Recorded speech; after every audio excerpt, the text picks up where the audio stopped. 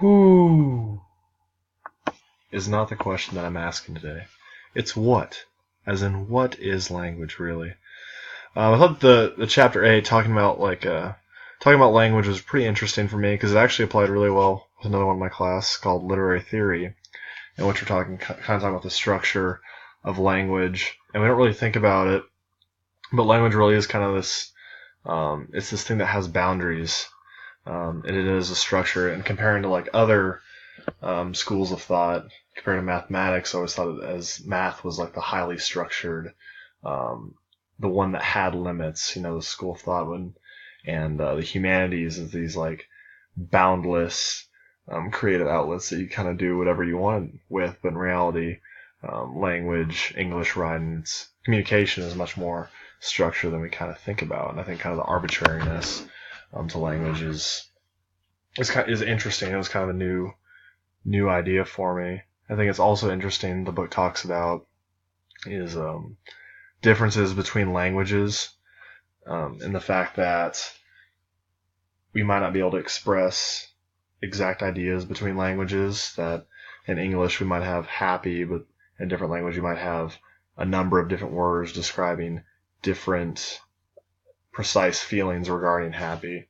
So that's kind of interesting that I think a lot of people, at least initially, think about translations from language to language just being verbatim. Each word has an equivalent word in another language, when in reality, it's a lot more complex. There's a lot of different developments from language to language, culture to culture, country to country, etc., etc.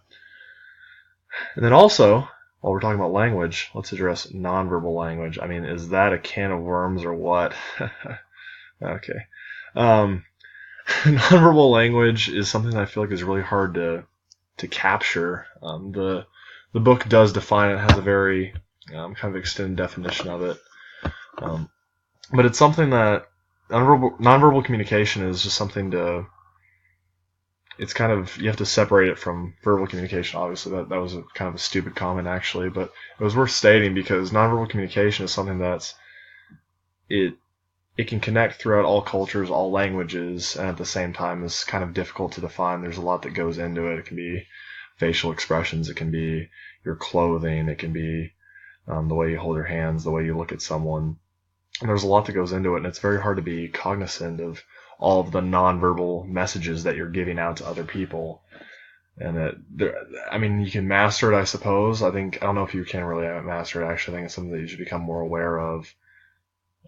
And I think it's interesting to think about, just like verbal language, the different ways that nonverbal languages change from culture to culture, because obviously there's different practices. And there's also things that connect from different cultures, just like smiling, frowning, the ways that you wave, things like that.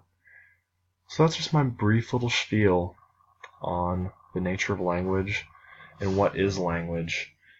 And it's obviously very important because this is a communications class, and we tend to use language when we communicate, whether it comes out of our mouths or out of our eyes, perhaps even our hands. Shalom.